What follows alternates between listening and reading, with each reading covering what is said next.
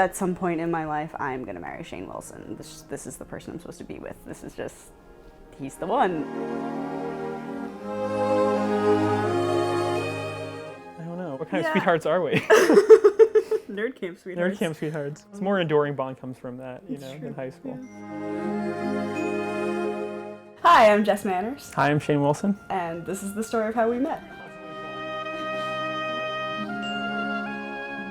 We met at this thing called Governor School, which is basically nerd camp. It was in the summer of 2002. It's a free month-long program where you get to go and pretend to be in college. Also, Jess and I both went to the Governor School for Public Issues and the Future of New Jersey. I saw him on the first day, and he was just this cute, goofy guy, and I thought, all right, that's the guy I'm gonna have a crush on for a month. But we just basically spent the whole month, I don't know, talking and flirting and passing notes and things that are very high school appropriate. And being pseudo-intellectuals or something. Yeah.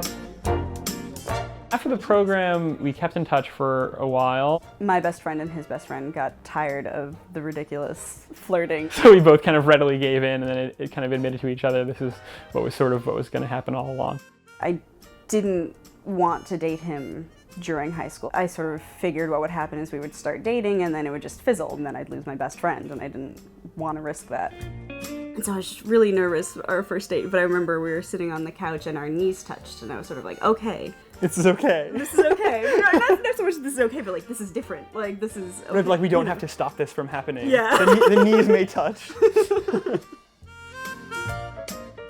I had always wanted to go to Harvard, my little 5-year-old dream. My sister had gone there and my father had gone there. I hadn't really formed any solid plans, but Jeff was like, you must apply to Harvard. And I kind of thought like, oh, I don't know, like it's hard to get into. And so we both applied early decision, and it was really tense. But there was a possibility our relationship was going to face this kind of horrible turning point, fork in the road thing very early on. But we both got in early, so that worked out. It worked out.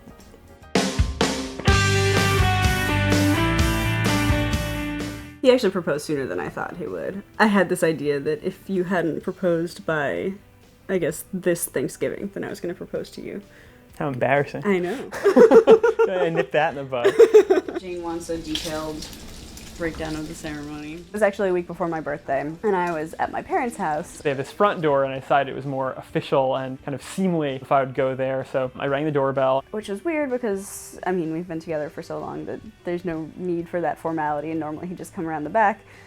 So I went to open the door, and before he even had a chance to say hi, I said, Jess, will you marry me? And I was sort of like, what? What?